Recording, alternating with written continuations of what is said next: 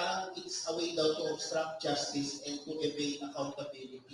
Sabi nga ni Castro na it is a last-ditch effort to escape scrutiny over the billions of confidential funds. And sabi ni Raul Manuel, the Filipino people deserve answers, not legal gymnastics. So, ano pong reaction yung po doon sa kanilang statement po na parang sinasabi daw po it's a delaying tactic and legal gymnastics po? A'udzubillahi syaitanirrajim. Bismillahirrahmanirrahim. Assalamualaikum warahmatullahi wabarakatuh. Magandang hapon po sa kanilang lahat. Ako po si Attorney Israelito Torion, si Attorney Martin Belgra on my left side, si Attorney Luna Acosta who represents the other petitioners, no? And then on my far right is si Boss Dada, who is one of the petitioners here. And then si Coach Oli po is likewise one of the petitioners here. We're all 29 petitioners.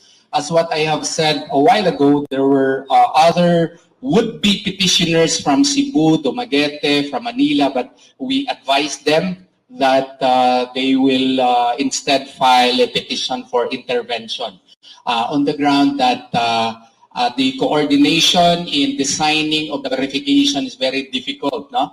Because in the verification process, it is necessary that you should have studied the complaint, assessed the evidences, and you must have personal knowledge of the facts that are cited in the, in the petition, or at the very least, you are personally aware of the attachments or evidences there too, no? Based on authentic records. No, to answer that, no, actually, this is not a last-ditch legal gymnastics, no, that we interposed by filing this petition.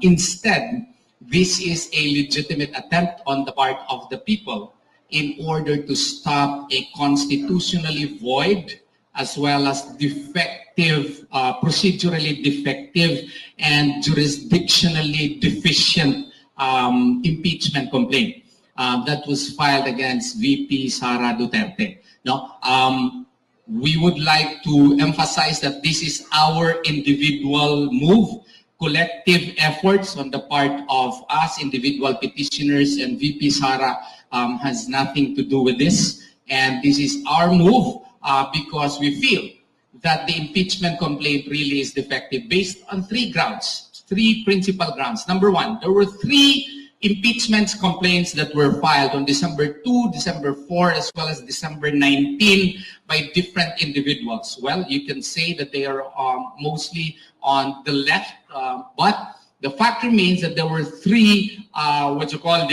impeachment complaints on December 2, 4, and 19. December 4 complaint was the second complaint, and the endorsement, it was filed by Attorney Nery Colmenares et al. And endorsed by Representative Franz Castro and two others. And why do I have to emphasize this? Because they're the ones now belittling our moves.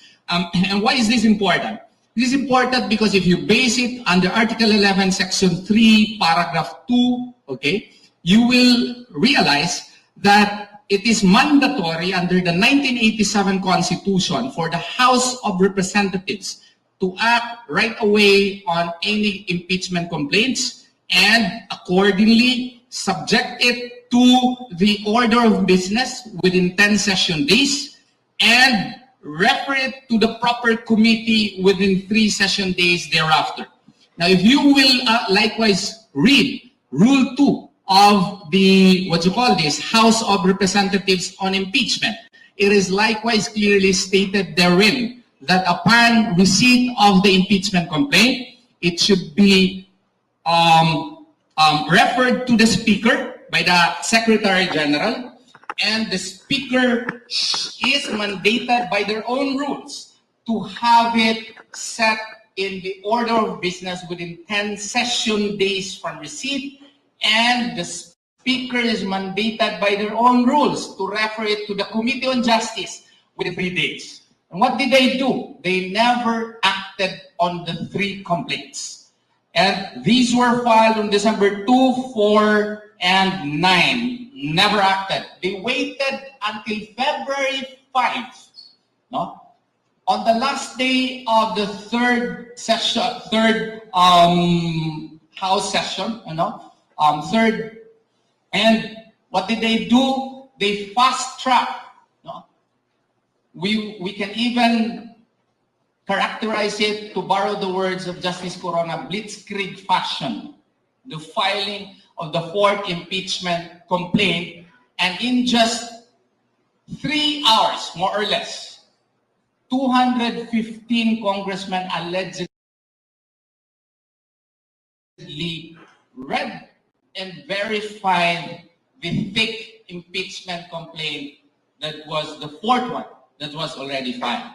Which brings me to another ground, therefore. No? Why do we say that this is constitutional? No? Why? Because there was simply no time for them to read the complaint because of the thinness of the hour that were given them to even read the complaint. And if you note, the Supreme Court is very clear on this matter that an impeachment is a solemn process, bound by rigid procedural requirements. Why? Because the impeachment process is meant to safeguard, not to subvert our democracy. It is supposedly a weapon of last resort.